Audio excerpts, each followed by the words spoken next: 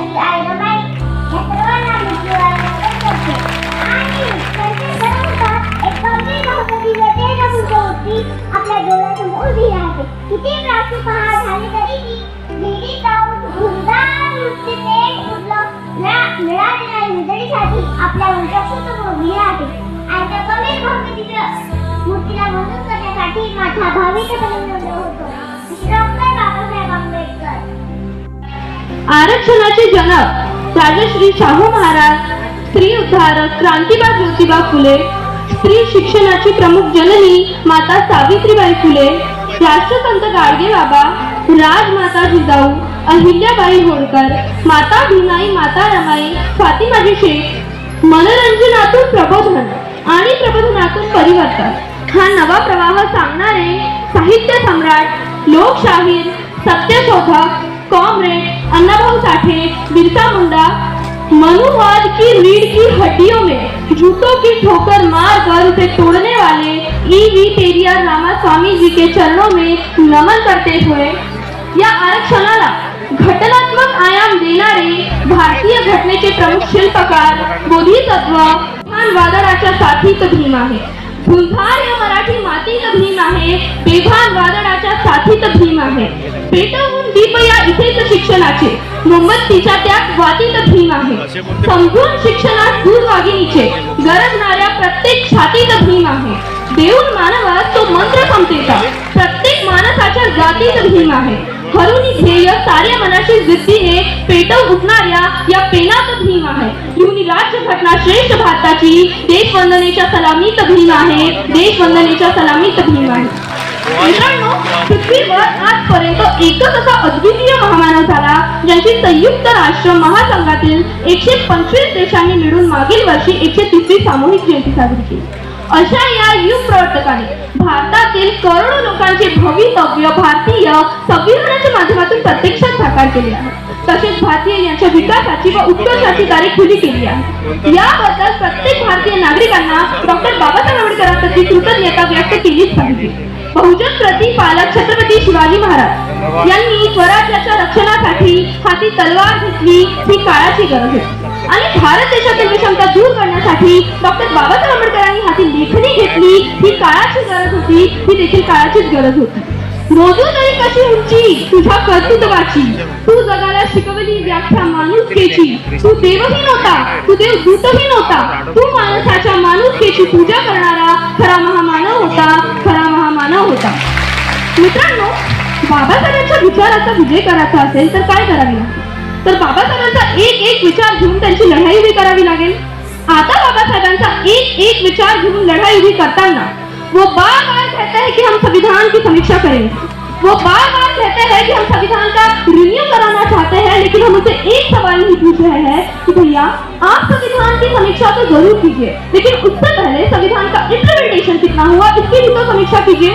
संविधानाची समीक्षा त्यांनी जरूर करावी, परंतु संविधानाची अंमलबजावणी किती झाली याची तर आधी समीक्षा झाली पाहिजे. पण या देशामध्ये संविधानाची अंमलबजावणी झाली का याची ज्यावेळी आपण समीक्षा करायला जातो त्यावेळी असे अनेक मुद्दे आहेत की ज्यावरती आम्हाला चर्चा करता येऊ शकते. मला इथे प्रामुख्याने एक महत्त्वाचा मुद्दा संक्षिप्तमध्ये चर्चा करायचा वाटतो.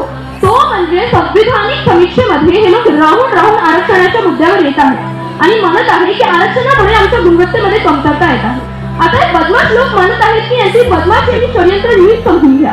आता हे लोक सांगत आहेत की देशात आर्थिक मुद्द्यावर आरक्षण आले पाहिजे, जातीची गरज नाही.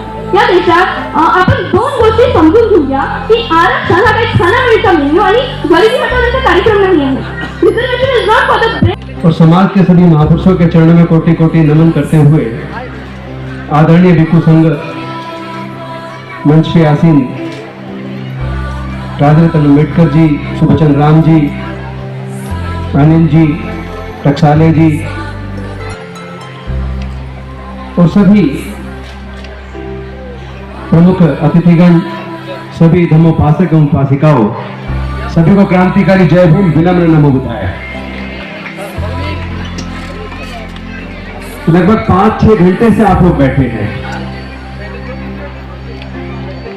वास्तव में आपके इस धैर्य के लिए तो हमें नतमस्तक होना चाहिए. एक सैल्यूट आप सबके लिए. जिस समाज के अंदर धैर्य होता है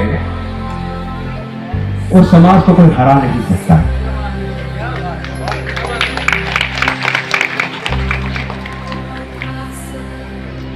हमारी दो बच्चियों ने इतना सुंदर भाषण दिए, इसका मतलब संविधान सभा के सदस्य हमारे लोगों को वोट का अधिकार भी देने के लिए तैयार नहीं थे।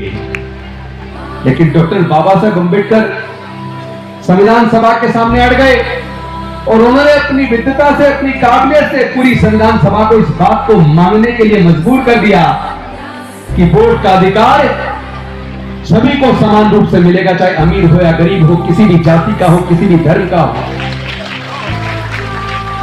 लेकिन कितने मुश्किल से डॉक्टर बाबा साहब अम्बेडकर जी ने हमें वो वोट का अधिकार दिया और हम लोगों ने उस वोट के अधिकार की कीमत को समझा नहीं।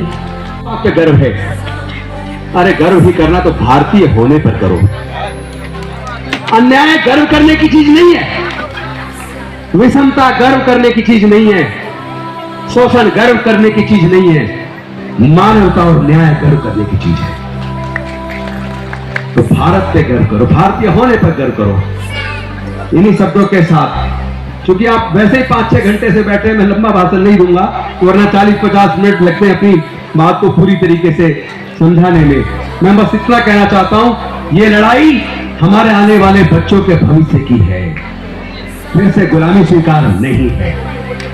हम लोग मर सकते हैं लेकिन दोबारा गुलाम नहीं बन सकते। और ऐसी व्यवस्था जिसने कुछ ही लोगों को औजार हथियार रखने का अधिकार दिया, जिसकी वजह से बाकी लोगों को न औजार हथियार रखने का अधिकार दिया, न पढ़ने का ज्ञान का अधिकार दिया, इसी वजह से भारत हजारों साल गुलाम रहा। क्योंकि अब तथागत बुद्ध का ज्ञान और बाबा साहब का मार्गदर्शन हमें मिल चुका है, तो फिर से भारत को हम लोग गुलाम तो नहीं होने देंगे। इसी संकल्प के साथ मैं अपनी वाणी को विराम देता हूं। बहुत बहुत धन्यवाद। जय भीम, जय भारत, नमो बुद्धाय।